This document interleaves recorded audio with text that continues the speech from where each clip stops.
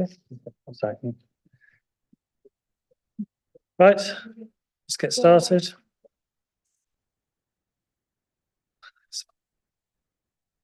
Hello everyone, welcome everybody to today's meeting of Planning Committee B.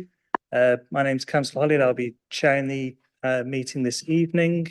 If you're watching on YouTube, you've not accidentally sort of clicked on an episode from 2022. Unfortunately, our chair is unable to join us this evening and sends his apologies. So you've got me, and apologies if I'm a little bit rusty. So just shout at me if I do something wrong. I don't think we've got any other apologies this evening. We do need to do one thing, which is to elect a vice chair for the meeting. If I could have any nominations, and if it sweetens the deal, I have to step away for item 3D, so you will get to chair Councillor Pearson's House Extension. Yeah, I'm predetermined on the applications and can't take part, so I can't really be vice chair for that application, but thank you. Anybody else? Done. Councillor Orrell. The one around.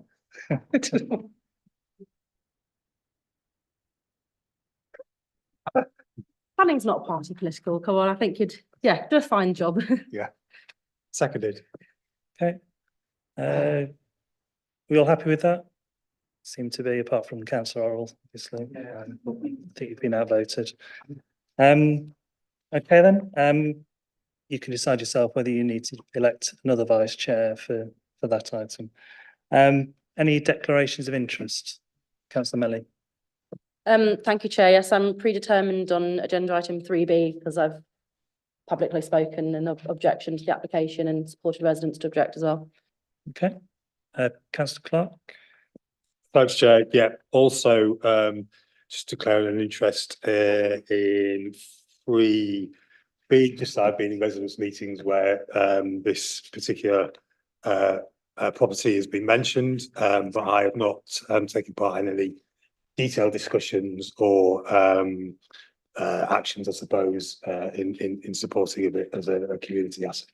Okay. So I'm not predetermined, in other words. Councillor Orrell. Personal non-prejudicial on item 3D. Okay. Councillor Fenton. Personal non-prejudicial interest on item 3D. And I probably have the same on 3D, but I'll step away from the meeting, seeing as he's my ward colleague. Councillor Orrell could take over. Okay. Don't think we've got any minutes of the last meeting yet, so I think we're straight on to general public participation, of which there isn't any. Obviously, we've got public speakers on the individual items, but we'll take those as we go through the agenda. So if we could start then with item 3A, and if I could ask officers to introduce themselves briefly when they speak. Thank you. Okay, thank you, Chair. I'm Gareth Onward, I'm Development Manager. Item 3A, the Fulford Flood Alleviation Scheme. We're seeking a deferral on this matter at the request of the applicant. Unfortunately, the lead officer for that scheme is ill and unable to attend. I think it's important that he's able to answer questions on the engineering issues, flood risk issues, and the planning balance, reading the papers, which unfortunately you may have had to before you came to the meeting, and they are lengthy.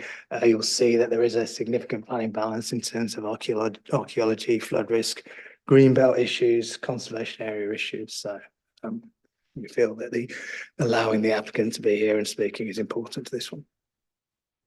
Okay. I'll propose deferral then on that basis. Is anybody willing to second? Councillor Orrell. Sorry, there isn't any public.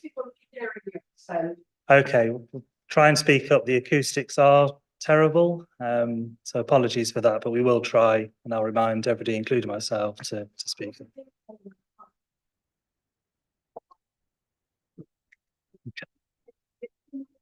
There is a...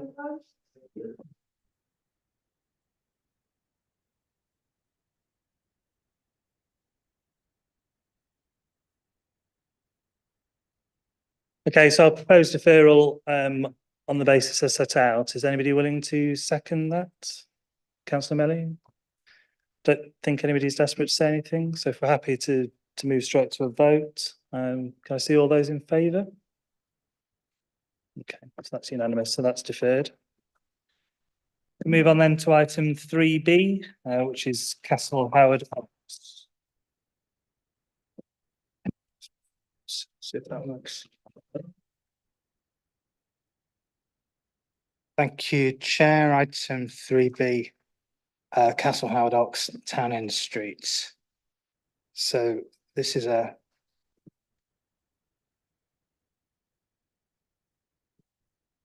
planning application. It's a resubmission following refusal of a similar scheme in 2021, as set out in paragraph 1.4 of the report. So this planning application seeks the conversion of the existing building to 16 student studio apartments with a 2-storey extension, first and second floor extension to the rear and north, and a single-storey rear north extension following the demolition of the single-storey projections. So I'll just go through the scheme. Site in question. Got a Google image. Let's get a better pointer. It's the extent of the site. For orientation, Clarence Street, getting to the junction between Clarence Street, Wigginton Road and Haxby Road here. And this is Townend Street, Backhouse Street, coming in from the south. Sites in the area of archaeological importance. It's considered to be in the setting of within the setting of the conservation area, and the listed building at the Fulmer Groves Chapel on Clarence Street has been converted into the co-op, and the building itself is considered to be an undesignated heritage asset. It's the building from Townend Street, from Clarence Street, further along, long distance view. And then just above the traffic light is the roof of the site, roof of the building, and this is taken from in front of the former Groves Chapel. With existing elevations, south elevation is the elevation that fronts the street. Existing floor plans. The proposed site plan. So there's the studio bedrooms in the original building and the side extension at ground floor, and the rear student social space, and then a further studio, bike stores, bin stores, and a small garden. The garden wall is set back to give a pickup for bins. Proposed elevations, so the extension, 2-storey extension to the side, single-storey extension to the side, and then the rear extension on that east elevation. Street scene elevations as existing to the top, as proposed to the bottom. And then the floor plans.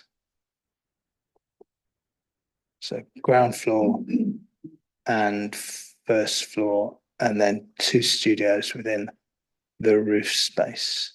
Ooh, that's it. So I'll go back to that one now. So it's considered there's been no material change in circumstances that would affect the design or the proposed student use of the scheme since the decision was made in 2021. The application was, as I mentioned earlier, just refused on the basis of the loss of the community facility. Any policy changes in the emerging local plan, including affordable housing contributions, carbon reduction, have been agreed by the applicant, and could be controlled by condition or legal agreement should members be minded to grant planning permission. And officer's view is that the principal issue remains the loss of the community facility as set out in paragraphs 5.4 to 515 of the report. And the recommendation is that permission be refused for the reasons set out. There's no update for this one, sorry. Okay, thank you. Are there any questions specifically on the plans? And I'll just say, Councillor Vassy, apologies, but because we'd started before you arrived, you're not able to take part in this item. You'll have to come in at the next one. Are there any questions? If not, if we can move on to our public speakers. The first is Councillor Melly.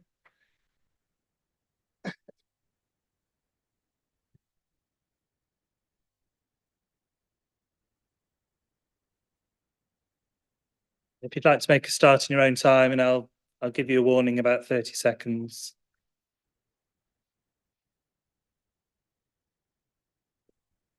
Thank you, Chair. Yes, I'm here to urge you to refuse this application, please.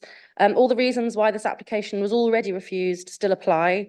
It is still the loss of a community facility. It still hasn't been adequately marketed, and it would still not make a positive contribution to a sustainable community.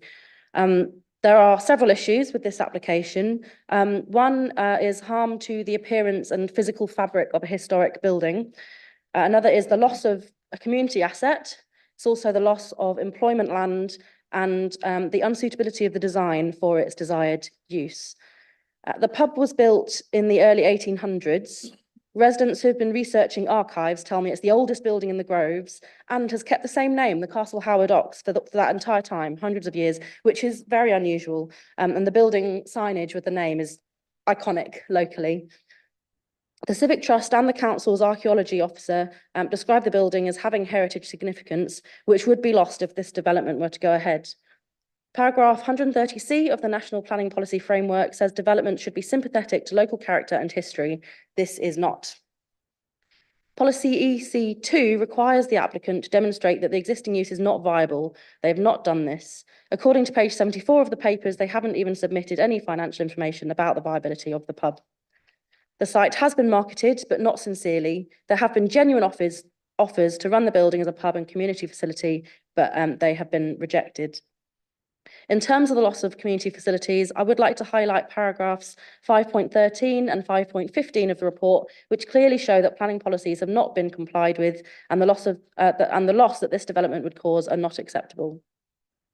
The committee report focuses on the impact of the proposed development on the historic building and the loss of community space, but I would also like to add that I'm not sure that the site is viable as student accommodation. Student accommodation requires management. The arrangements for moving in and out, when there isn't space for dropping off, picking up that many people at the same time, that isn't there. The requirements for waste collection require on-site management. Preventing noise and disturbance to surrounding residents and dealing with complaints, all of that sort of thing. 16 flats seems too small for that sort of required management to be financially viable. So is the applicant registered to speak? How they would manage those sorts of things to make sure that the services that future student residents need and preventing negative impacts on existing surrounding residents might be a question that you might want to ask. That was everything. Actually, Chair, I've done it in less than 3 minutes. I'm just here to urge you to refuse the application on quite a few different grounds. Okay, thank you. I'll ask if the committee have got any questions. I can't see any, so thank you for your time this evening.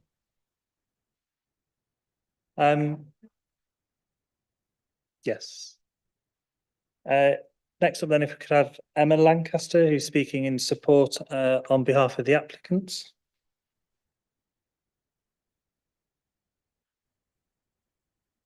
And I'm sure you've been told you've got 3 minutes to address the committee. I'll give you a warning with about 30 seconds to go.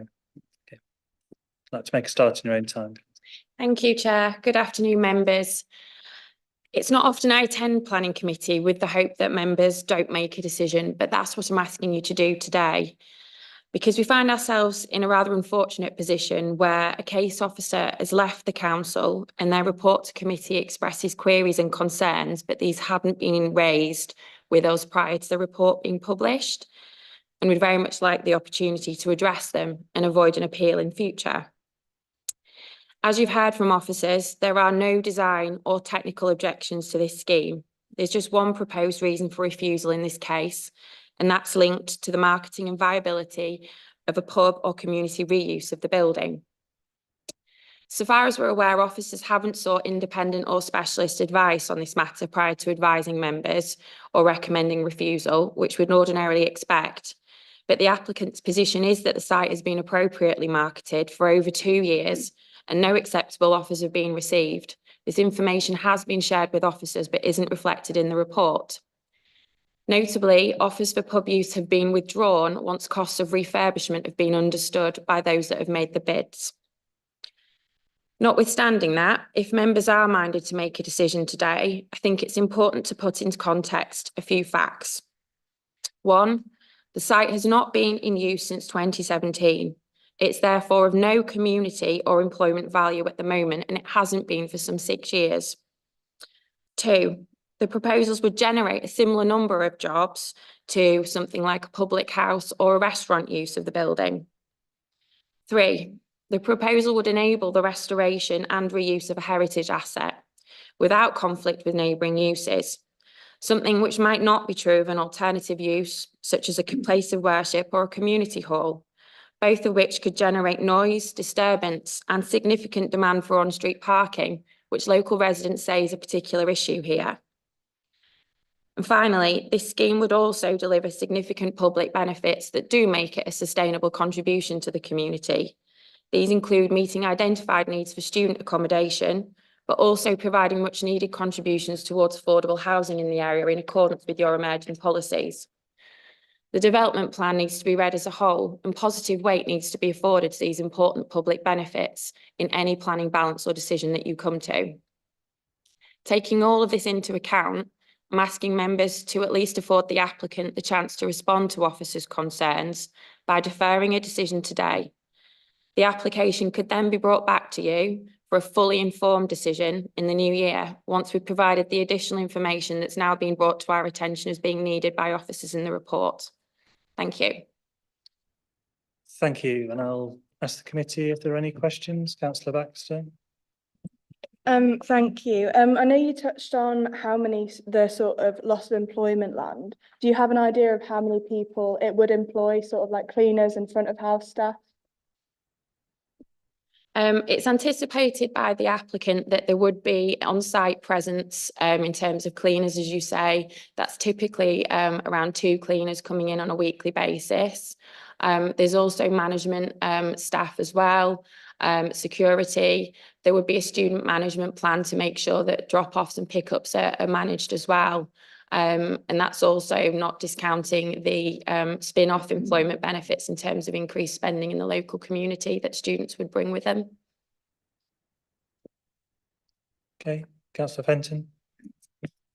Thank you, Chair. The report refers to concerns that the council's waste team have in terms of refuse collection. I just wondered if you could say a bit more about how, whether you agree with the concerns that have been raised, and if not, how refuse collection will be managed in a way that would address the concerns that have been raised. Thank you. I don't know if officers are able to put the site plan back on the screen that they had on earlier. There is space set aside within the site for bin storage, and an area in front of the gates on the street side for bins to be stored when refuse collections are taking place. The way that that's managed when refuse collection is due to take place would be detailed in any operational management plan, so that officers would have control over that taking place in accordance with the requirements. I do think this was an issue that was questioned last time when the application came to committee, and members were satisfied that the arrangements could be appropriately controlled through conditions. Thank you. Okay, any further questions? Can't see any, so, oh, sorry, councillor Clark, just in time. Yeah, thanks for coming along. I just wanted to raise paragraph 513, just talking about local community. And it says part of the process, it would be expected that developers would consult with the local community to understand their needs if it is going to be lost as a community asset. I just wanted to kind of ask you, you know, what your view on is that, and whether there has been any kind of engagement really with the process and the possibility of this development. There hasn't been any questions to the local community in terms of what they would like to see in this building. This is an emerging local plan requirement, and therefore when we submitted the application just over a year ago, the weight to be afforded to that policy was much more limited, and it wasn't an issue that was raised with us by officers as being needing to be addressed until we saw this committee report. I hear what Councillor Melly said about the local community being particularly concerned about the loss of the community use here. I would just comment that that's not reflected in the representations that have been made to the planning application, which there's only been 4 objections as noted in the report. So I don't believe there is a significant demand for this to be brought back into use for a community use. Councillor Penton. Thank you. Paragraph 5.15 of the report refers to one of the local plan policies requiring an open book based viability appraisal to be submitted. And it states that no such appraisal has been submitted. I just wondered if you could explain whether that appraisal exists but has not been submitted, or whether you haven't thought it necessary to compile one of those appraisals.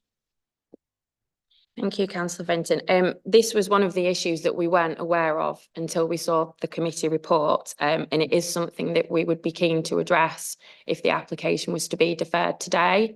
It would be a theoretical viability appraisal based on what I understand is called a red book appraisal of the current condition of the building and the costs for refurbishment, plus then assumptions about what a pub operator would turn over at the site.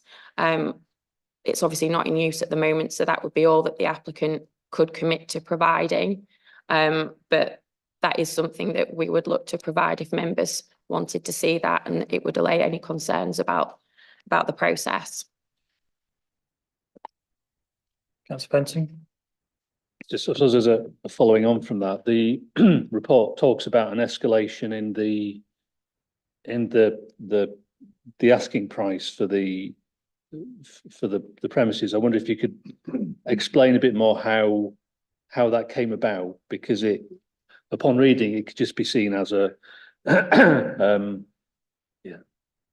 be seen by some as an attempt to price certain potential users of the premises out of the market. I was wondering if you could explain a bit more why it's more than doubled in the asking price. Thank you. I have to caveat my response with, I'm not a chartered surveyor. I've not been involved in setting the price for the premises, but I can explain my understanding of the process that's been through. So the property was originally marketed at £250,000 plus VAT, and that was the point at which the applicants bought it some 6 years ago.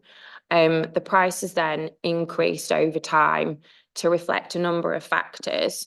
The key one being the holding costs that they've incurred in terms of keeping the building secure, and ensuring that it doesn't become so severely degraded over time whilst this process was going on, and also whilst it was being marketed. I'm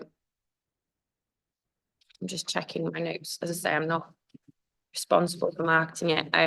That price also reflects council tax payments and maintenance and utility costs that have had to be paid during that time as well. As I said, that's not something that I can really comment on beyond that, but that's the process that they've been through. Okay, Councillor Waters. Thank you, Chair. I'm just a bit confused that this was turned down in November 2021, and one of the reasons for refusal was it hadn't been adequately marketed, was the phrase that they used. Well, surely you've had 2 years to converse with whichever planning officer was dealing with this over the marketing.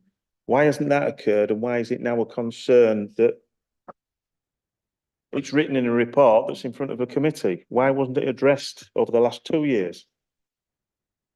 As I understand it, the reason for refusal of the previous application was linked to the period over which the property had been marketed. At that point, it was only a 7-month marketing period, and members expected to see an 18-month period. The passage of time means that we have now fulfilled that obligation. At that point in time as well, and through discussions with the planning officer that had taken place, until the 11th hour when we saw the report, there was no suggestion that the price that the property had been marketed was in question, and hence me coming today and asking for it to be deferred so that we can have those further conversations, because we weren't aware that it was an issue or being questioned, and we don't believe officers have had any independent advice on the suitability of that price either. No further questions at this point. Okay. Okay, I can't see any further questions, so thank you for your time this evening. If you'd like to rejoin the public gallery. I'll ask if there are any questions of officers at this point. Councillor Orrell. Yeah, thank you, Chair. I was on the committee when it was refused last time, and as the report says, it was only because of the marketing. The application as itself was accepted at that time. As it's been rejected again for the same reason, what would the applicants have to do to meet that criteria?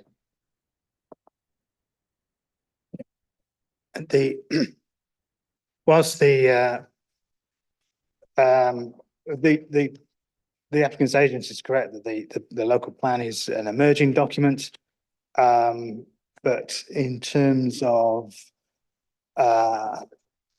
the aims of the policy, it's in accordance with the MPPF. In our view, it's quite the document is we feel, and certainly in terms of policy HW1, has a degree of weight to it.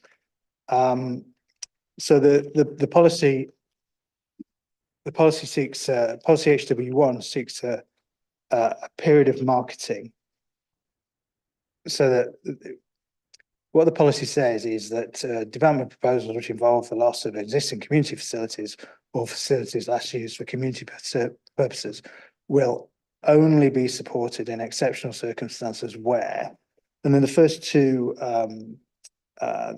points probably aren't relevant to this particular scheme. But then point 3 says robust evidence is submitted to demonstrate that facilities no longer serve a community function and demonstrably cannot be adapted to meet other community needs or are surplus to requirements, or in the case of commercial facilities, evidence is provided that demonstrates that the facilities are no longer financially viable with no market interest. Now, and then further in the explanation to the policy, it talks about marketing for a minimum of 2 years. Now, in this case, there's been 2 periods of marketing. So I think it might be difficult to argue that they haven't met that 2-year period in totality. But evidence the facilities have been appropriately marketed for a minimum of 2 years without success will be required to demonstrate they are unviable. And this should consist of a minimum marketing report explaining the marketing process, its outcomes, including the terms offered and any interest received and why it was not successful.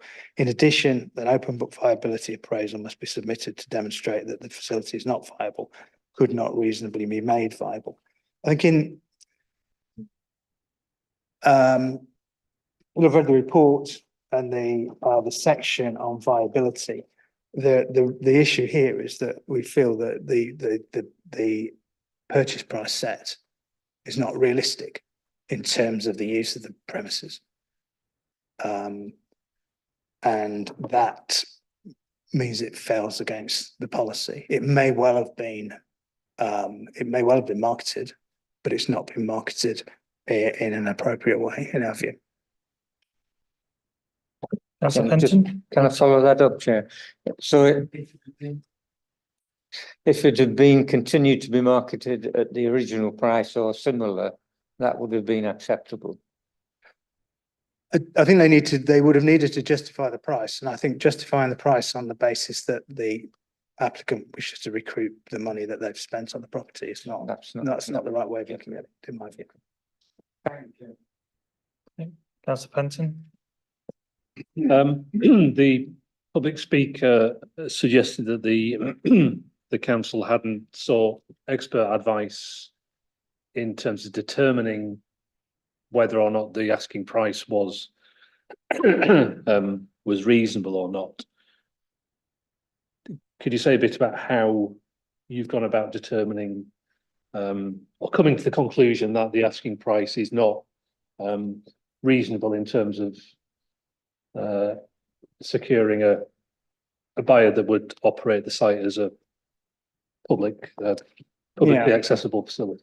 We've had some limited comments from members of the public stating that they made an offer at the original asking price of £250,000, which was then to run it as a pub, which was then turned down. I think the fact that its initial marketing valuation was £250,000 in November 2021. I mean, that was questioned by a committee at the time, but didn't form part of the refusal reason. But that was the initial marketing. There's no justification now other than the fact that the applicant wishes to recoup their outlay and make a profit on it that justifies or explains why that 2-year-old marketing valuation, sorry, it's not 2-year-old marketing valuation, the marketing valuation that was set originally, why that's now £600,000 other than recouping the outlay. There's nothing that suggests that £600,000 is a reasonable price for a pub of this size in this site, in this location of the city.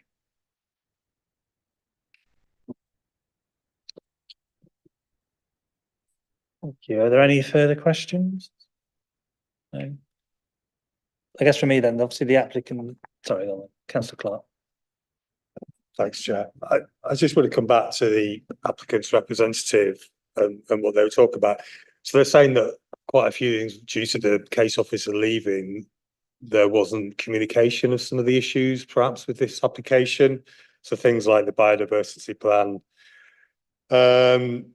There's an issue around the refuse collection as well, particularly I think CYC raised the issue of it being busy and not too busy for a kind of like a truck or van to sort of stop near so close to a junction. And things like the sort of like the security has not been sort of designed out because there are issues raised about the security as well. I mean, to what extent have these issues that are in the report been conveyed to the applicant? Can you answer that? I think the report should, hopefully, the report should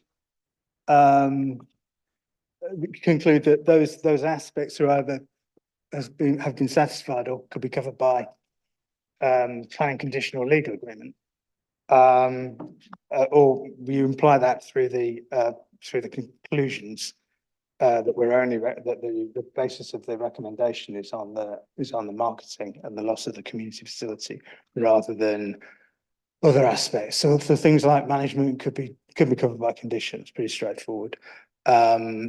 We looked at the comments of the waste services. Since Penley's Grove Street, Townend Street was stopped as a through route, it's not busy. And the road fans out into a double width. I don't think we could refuse a planning permission on the basis of that that it couldn't be appropriately serviced in terms of waste disposal. CYC Waste Disposal may refuse to service it, but they could then get a private contractor to do it. The other aspects, biodiversity, given the site, again, it's something that we feel could be covered by a condition. We're looking at bat boxes and swift boxes and other breed of bird boxes, things like that. In terms of the biodiversity, it's a very constrained site. There's not much around it that you can do many more than that, and that would be a net gain, which is what we seek at the moment. So, in officers' view, it does fall down to the viability and the marketing. The issue of the viability and the open book viability, that does form part of the policy, which I just read out. And I put it down and I can't find it. There we go.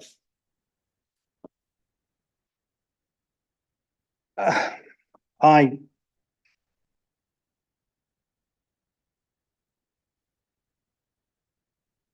think once the pub's been closed for such a long time, I wonder.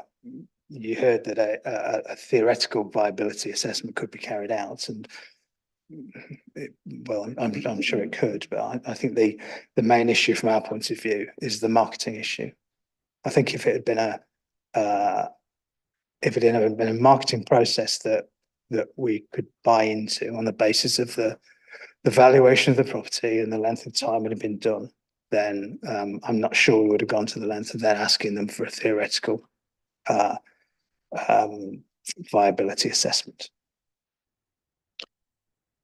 Okay, Thanks. Obviously, applicants asked for a deferral to provide some or all of that information. Is there any merit to that, or? That's in your hands. It's in your hands, Chair.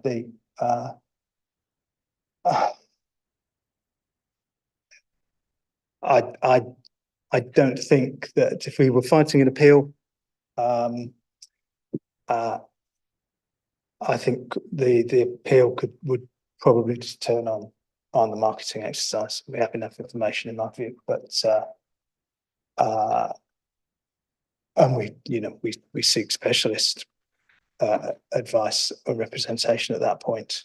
But at the point we've had at the moment, we felt that's not necessary for us to seek specialist advice. Viability assessments. Personally, I think the best viability assessment is whether they can sell it at a reasonable price to someone who wishes to run it as a pub, which is what the policy really seeks. Is the onus on the applicants to demonstrate it rather than necessarily for the council to? Well, we have to have reasons for refusal which are robust and we feel we can defend. The policy as written requires a marketing report explaining the marketing process, its outcomes, terms offered, any interest and why it was not successful. And the other point of the policy is evidence is provided that demonstrates facilities are no longer financially viable with no market interest. I guess if members feel that if they have the viability exercise in front of them, that will give an extra an aspect which to put into the planning balance and make that decision. That's open to them, but I'm not sure it's in terms of the way the policy is written. I'm not convinced that's required at this stage. Okay, Councillor Waters. Thank you, Chair. Just to try and move this on, I'd just like to move the officer's recommendation for refusal. I'd just like to say that to me it's encouraging that the City Council's at last standing up and questioning these little marketing exercises. We've seen it happen too many times in too many areas across the city. I note that the marketing is referred to as not adequate and not reasonably marketed, And I think the phrase that the ward councillor used about the sincerity of the marketing would possibly be better used. So I'll move refusal. Okay, anybody willing to second that? Councillor Fenton? Okay. Okay, any further comment or debate? If not, if we're happy to move to the vote. So Gareth, are you able to just give us a quick summary? Thank you, Chair. So the recommendation is that planning permission is refused for the reasons set out on page 86 of the report. Thank you. So can I see all those in favour of the officer's recommendation? Okay, so that's unanimous. Okay, so that's refused.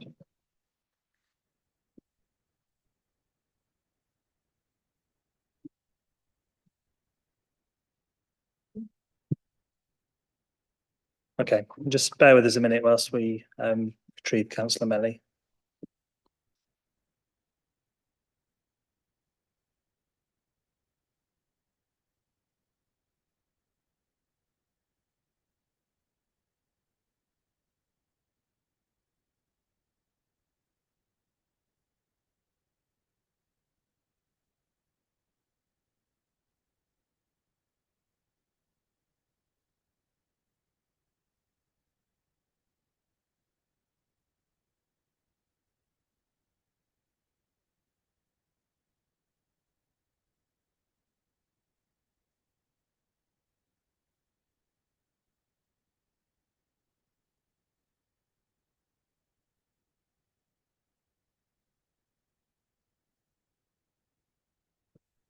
Okay, we can move on then to item 3C, which is 126 Fulford Road.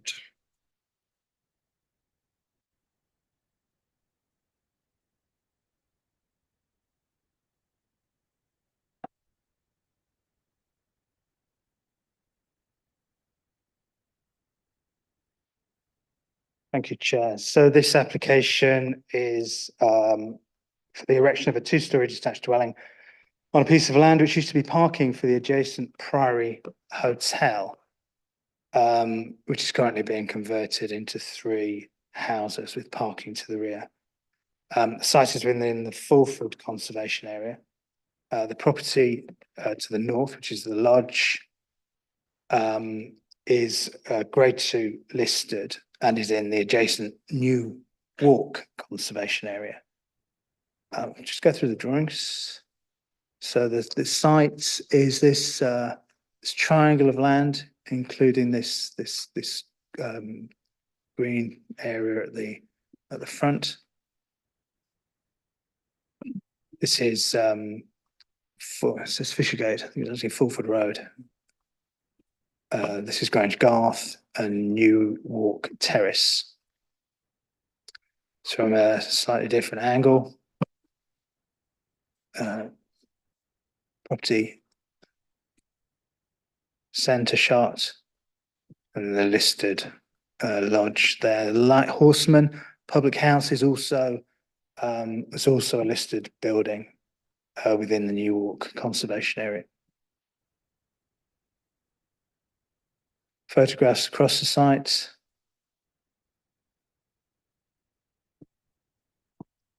And from Grange Garth itself.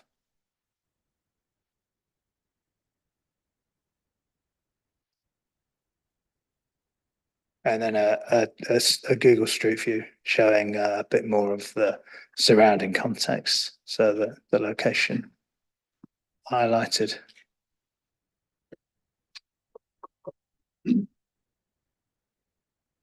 So the existing site plan, the site boundary outlined in red, as I said, used to be car parking for the Priory Hotel. That car parking is now being provided in a building to the rear of the site. The proposed site and ground floor plan. Just point this line here. This is a line of you'll have seen in the report reference to sight lines. So this is the sight line for vehicles exiting Grange Garth. And there are conditions controlling that. proposed first floor plan. Members will note this circular bay. Perhaps not pick it up on the elevations and quite so well as you do on the floor plans, and then the roof plan there.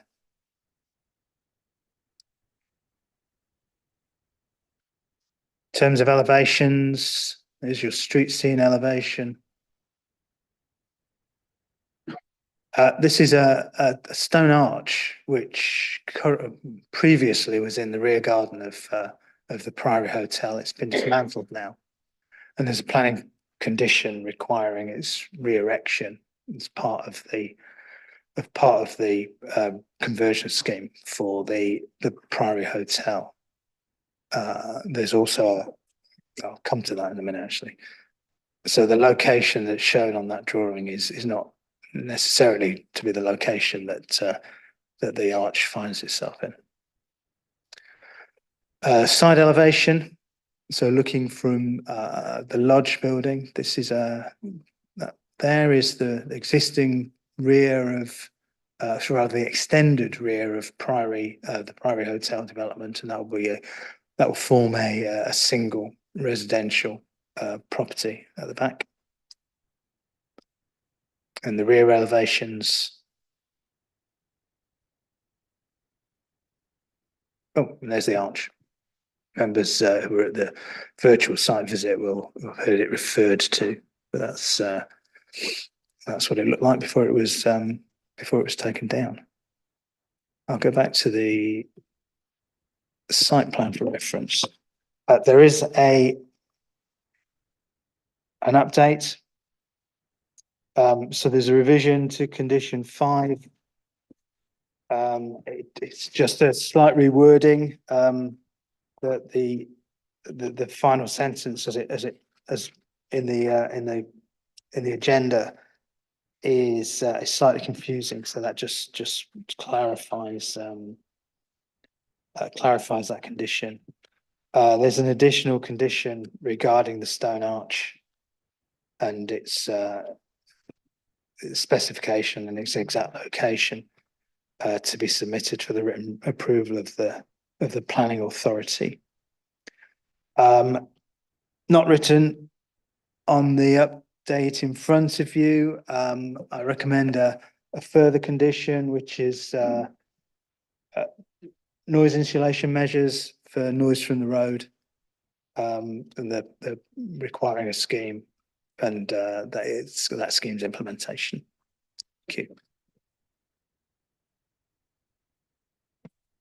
Okay, thank you. Are there any initial questions on the plans or pictures? Councillor Melly? Thank you, Chair. Where is the vehicle access for the parking to the rear of 126? Is that on Grange Garth, or is that is it in the vicinity of this site, or is it somewhere else? If you turn to page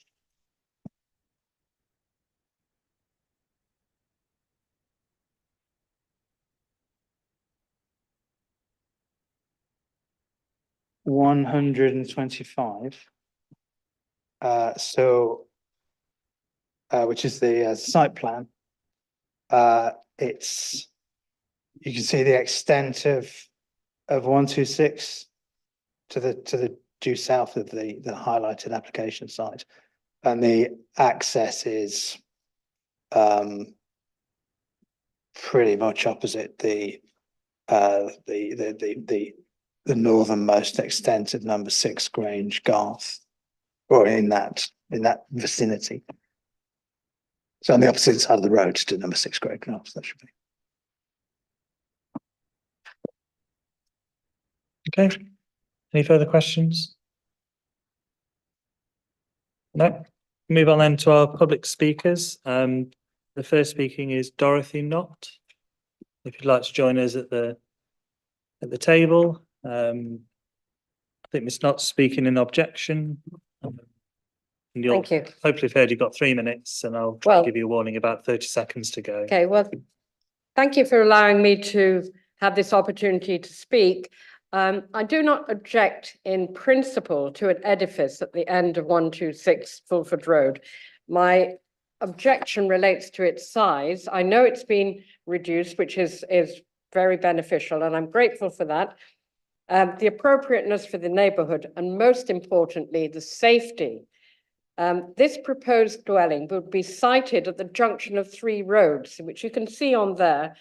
There's the Grange Garth, New Walk Terrace, and a very busy Fulford Road. Now, the exit from Grange Garth joins New Walk Terrace at a very oblique angle before crossing into Fulford Road, and I'm concerned that this proposal would greatly impede the line of sight. I note that the area to the northwest would be landscaped with trees, which again would obscure the view, especially on exiting from Grange Garth. This is a very busy area, especially at the beginning and the end of the school day, when numerous very young children are crossing to the true primary schools on the opposite side of the road, the St. George's and Fishergate. Any incursion onto the site in question would limit the line of sight on both exiting and entering Grange Garth and New Walk Terrace. And this would be even more difficult if the John Harper arches were positioned on the property. In any event, I do not think it a suitable venue for those arches, whose historical significance should be recognised, not just as a folly in a private garden. I don't know, and I don't think this is the case, but I didn't know until today, but you may be aware that we have had a great deal of development in the area, and the property behind 126 Fulford Road is still in a state of utter chaos. It's not being completed. There are skips that are overflowing, and I really feel that any further development should come once one piece is being completed. I was unaware at the beginning of this day as to whether the ownership was still in the same hands as the person doing the work to the rear of the property. But really, we have had a great deal of development in that area recently. And I think I'm expressing the view of many of the people who are living around about that it has been very tricky for us, both with traffic and with development traffic and skips being just left with rubbish floating all over the place. So that's just an addendum. But my main concern is really with the safety issue. And if we could be reassured on that point, I think there would be less objection. But thank you very much. That's all I have to say, unless you have any questions. Thank you. And I'll just ask if there are any questions for the committee. Councillor Fenton. Thank you. So in terms of the safety concerns, would your fears be assuaged at all if there were commitments made around the type of planting in the green space to the side of the proposed new property? In terms of are you concerned about the size of the trees that it's proposed to be planted on that Well, side? I think trees would be inappropriate myself. I love trees, but I don't think they would be right there. I think maybe bushes or just low scale planting would help enormously. We already have 2 parking spaces. You can't see them on there, but just as you're coming out of Grange Garth, there are 2 car parking spaces as well.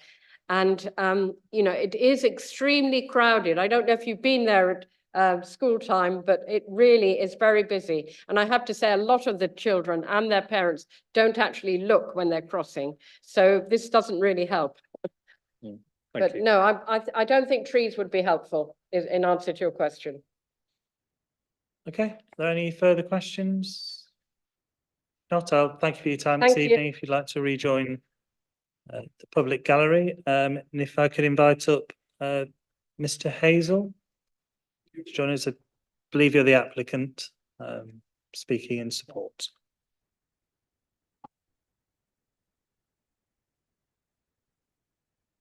Thank you. And similarly, you've got 3 minutes to address the committee, and if you'd like to make a start in your own time. Okay. I've been restoring buildings and building new ones in York for 30 odd years, and I'd like to start by saying that there's an awful lot of criticism about planners generally, that includes York, but this isn't warranted at all, because on this situation, we came up with a plan.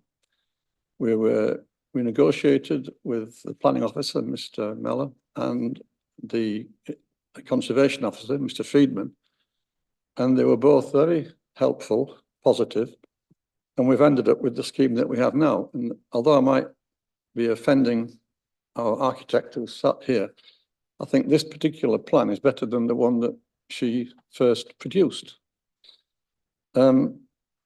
Basically, we discussed with Edward Friedman. He is very happy with the design. And it seems, looking at the objections, that there's no objection to our house in particular, but it's a design. But Mr. Friedman, who is a conservation architect, was very happy with it. So was your planning officer. So we're down to the detail of, is the design acceptable? Dr. Knott referred to the sight lines. There's no intention of planting anything higher than shrubs on the area shaded green. And if you look at the plan there, the car on the left coming out of Grange Garth doesn't join Fulford Road, actually. It crosses over to New Walk Terrace and then joins Fulford Road. So there's plenty of, the sight lines are more than adequate looking for incoming traffic from Fulford. So my main reason for speaking is to say that this was a success and a classic example of planners and applicants working together to achieve a satisfactory solution. And there you have it. Okay, thank you. Just happy to bear with us. I'll just ask the committee if there are any questions. Councillor Waters? Not so much a question, more a correction. In paragraph 5.14, it's not a case of the conservation officer saying that he's just happy with the design. He actually states that it will enhance the corner site, which I think is a very important. Well, I mean, at my age, might not have many years left, and so we're trying very hard to produce good designs. And we've taken that design of a half-round structure on a gable end is often used in Georgian buildings and Victorian buildings. And in fact, there's a very similar one on the hall, which is further down Grange Garth. So it wasn't just flicking a coin. It was, it was a nice way of doing it and appropriate. Okay. Any further questions?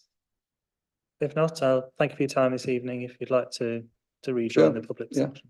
Thank you. Can I just touch on one other thing? That you mentioned the arch. That location was chosen by York Civic Trust. I personally don't think it's the best place to put it. I would put it further down Grange Garth rather than there, but that's only my view. Where we'll put it wherever the planning committee or the planning officer decides it ought to be. Okay. All right. Thank you. Okay. Thank you. Okay. Are there any further questions for officers? Councillor Orrell? Yeah. The public speaker mentioned that I think they look like parking bays under where it says Grange Garth. That is. Yes. I think they're shown on one of the photographs session. Yeah. Yeah.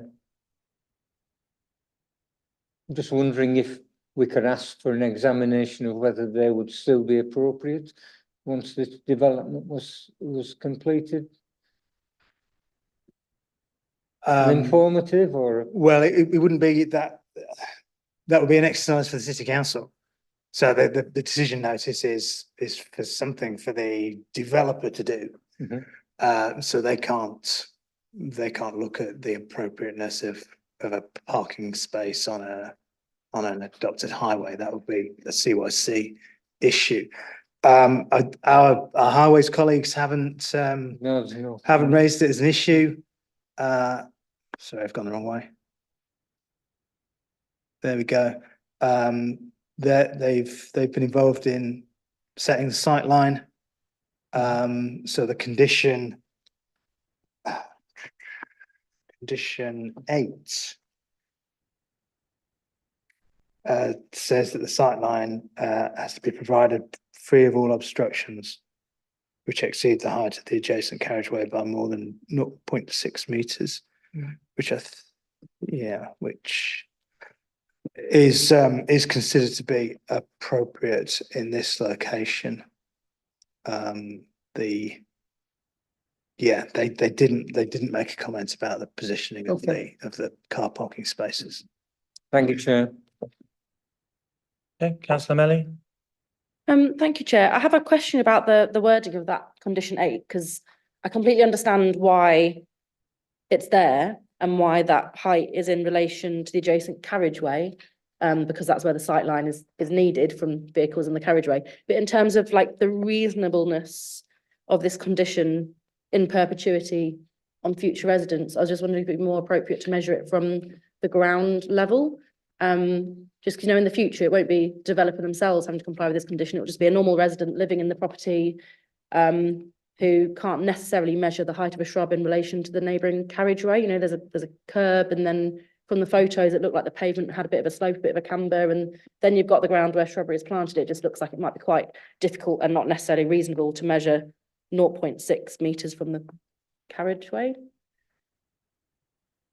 If it's just someone going out with their, little trimmers a couple of times a year to go and maintain their garden, it seems like a difficult and not necessarily reasonable measurement to make. Yeah, well, it is a standard. It's a standard condition that we use. Yeah, I would imagine that in this location that the 0.6 would be the expectation that anything growing there would be 0.6 above ground level. 0.6 metres above ground level isn't what the condition says. It says 0.6 above the level of the adjacent carriageway. I do appreciate your delving into the precision here, but I mean, I think in practical means, terms, 0.4 metres above ground level, or like. I don't think I can answer your question. I've not come across the many places that we've imposed this condition. I've never come across it becoming an issue unless it's been left to grow significantly above that 0.6. But if members wish to, if you feel it's more precise or might be easier for the future enforceability to drop that to you mentioned 0.4 above the carriageway, above the ground level, so they don't have to measure the carriageway level. Then that's in your gift at the moment. If it assists, well, surely you're measuring it from the height of the carriageway, because in theory that shouldn't be altered. The height of a ground level in a garden could be altered at any time. So that's why it's measured from the carriageway, surely.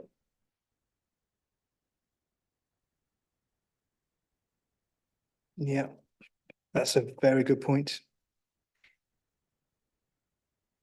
So what we're looking at there, we're looking at the ground, the height of the pavement is slightly raised above the carriageway level.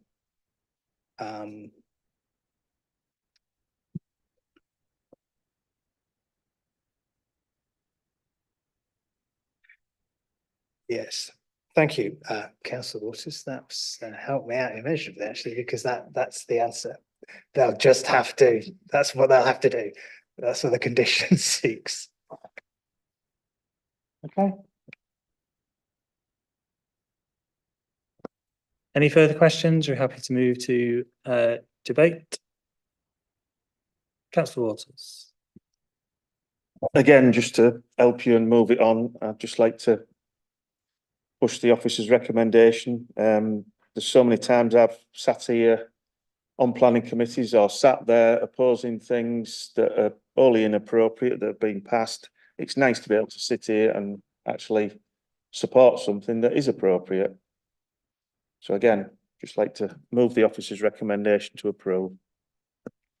Thank you. And I think Councillor Vassy, you stuck your hand up halfway through. Is that a seconding? Or?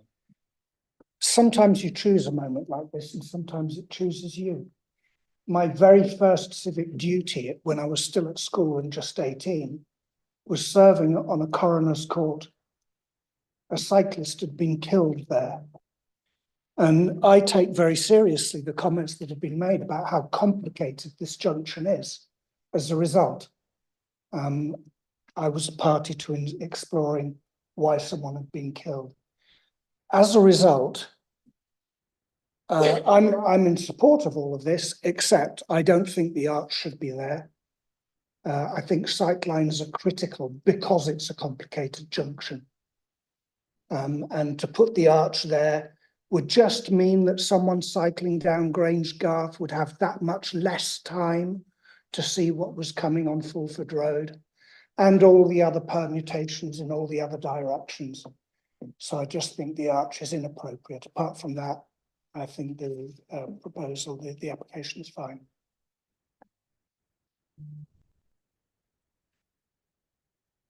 Thank you.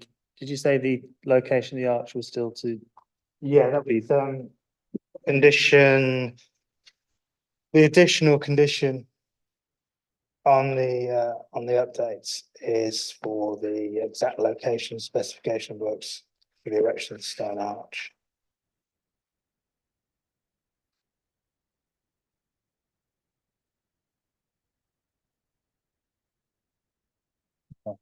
That'll take into account comments about, you know, highways, looking at whether or not that affects sightlines and things. Yes. Yes, I mean, certainly won't be relocated to the area below the purple line, that's for sure. So it'll be it was considered not to be appropriate at that so prominently at that corner. Okay, anybody willing to go on? So if I've understood correctly, tell me if I'm wrong, the additional condition makes clear that the arch doesn't have to be there. Yes. Is that correct? Can I just suggest it would be better if the condition just said it should be somewhere else?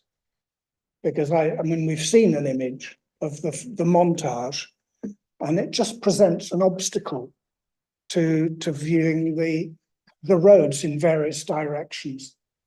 So I would suggest that we just propose something else. I think the applicant said the same. I think, you know, just save the burden of these plans and what they propose.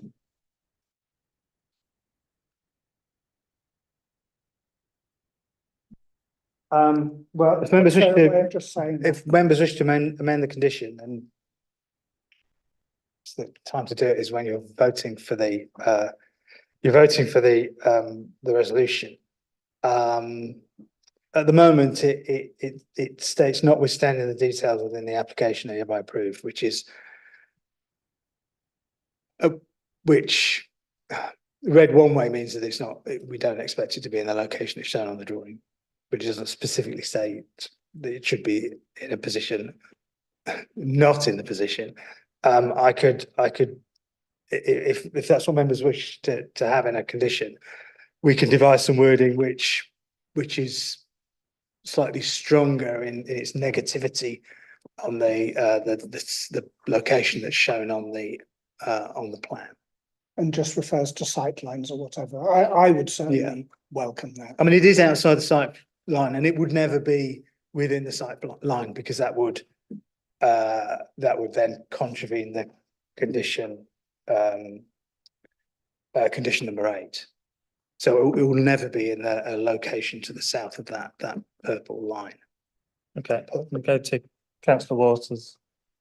Just querying whether it will be better referring to it as a impediment to concentration, shall we say, rather than sight lines, because highways have already stated that there isn't an issue with sight lines.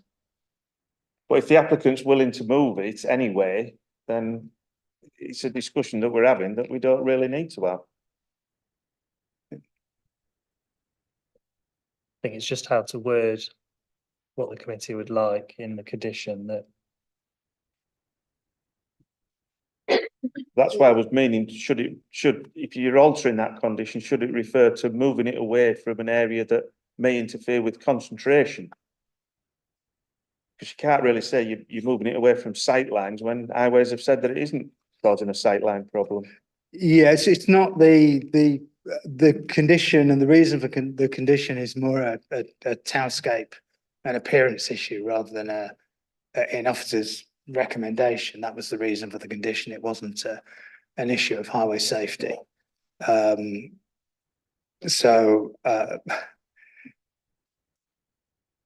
Yeah, I mean, if you're happy to delegate that wording, the wording to me in consultation with the chair, I'm sure we can sort something out that meets the requirements. Yeah, I think the concern's been heard, and if something can be worked out and delegated, that probably will solve that issue if we're happy, rather than us trying to write it now. Councillor Orrell. Yeah, so just going to say with that proviso, I'm happy to second the approval. Yeah, thank you. Any more debate? Sorry, Chair. I think there's a word missing from the condition 7. It only refers to hard landscaping and surfacing. So I think it should also refer to soft landscaping. So I'd recommend amending that condition 7. So it's a full landscaping scheme, effectively, not just a hard landscape. Okay, sure, that's fine. Any further debate? If not, if we're happy to move the vote, Gareth, can you summarise all of that?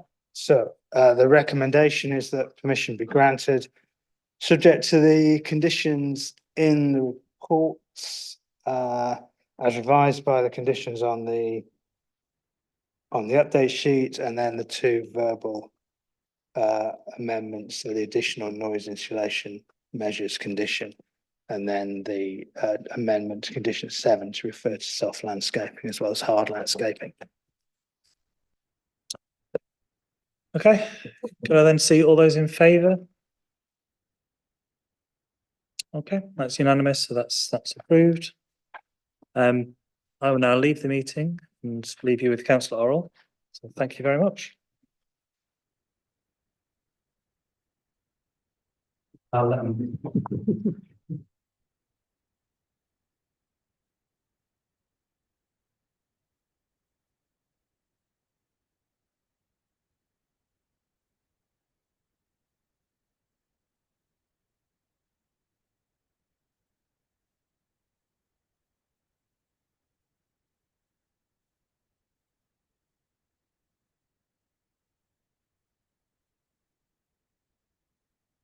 That item's finished.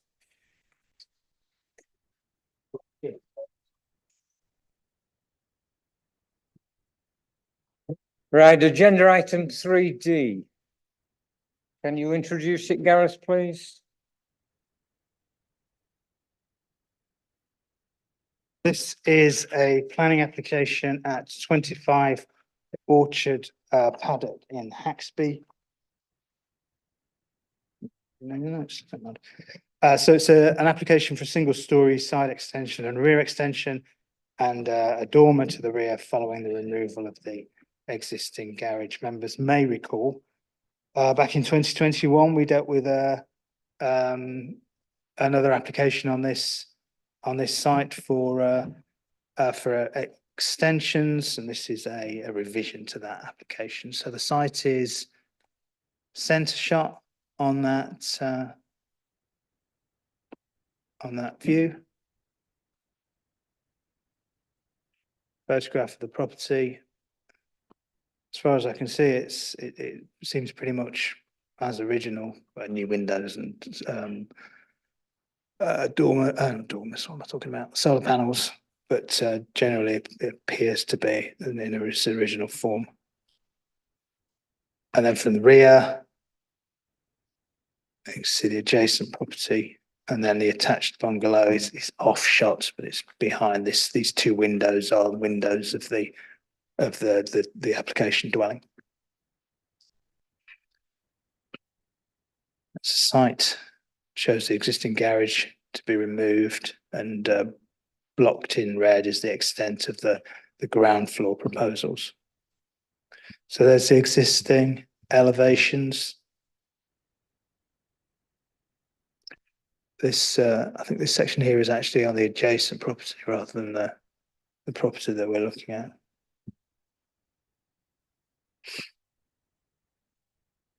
So the proposal seeks an extended kitchen and a new garage with a small utility to the rear. And then most of the alterations from street level. Let me just magnify that. Are at roof level. So this hip to gable detail.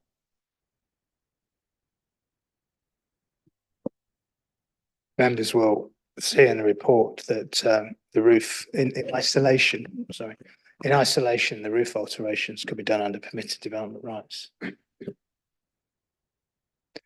I've got a drawing showing the previous approval.